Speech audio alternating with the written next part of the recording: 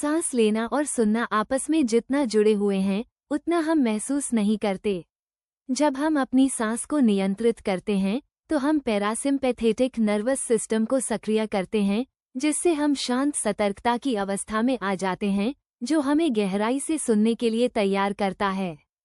इस अवस्था में हम न केवल शब्दों को बल्कि लहजे, भावनाओं और सूक्ष्म संकेतों को भी बेहतर तरीके से समझ पाते हैं।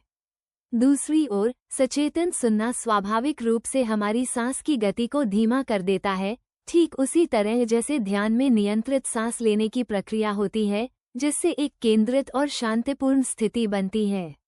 अपनी सांस को बातचीत के दौरान एक एंकर की तरह सोचें। जब आप सुनते समय धीमी और स्थिर सांस लेने पर ध्यान केंद्रित करते हैं, तो आपका मन वर्तमान क्षण में स्थिर रहता है और मानसिक विचलन कम हो जाते हैं।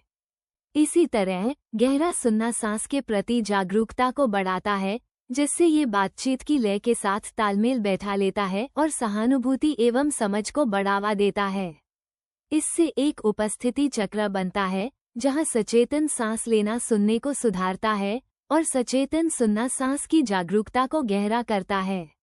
इसका अभ्यास करने के लिए बातचीत से पहले 3 धीमी सांसें लें और सुनते समय अपनी सांस पर कोमल ध्यान बनाए रखें। देखें कि यह आपकी उपस्थिति और समझ को कैसे सुधारता है। जब सांस और सुनना तालमेल में होते हैं, तो वे न केवल बातचीत को बल्कि रिश्तों को भी रूपांतरित कर देते हैं, जिससे गहरे संबंध और अधिक शांति की अनुभूति होती है।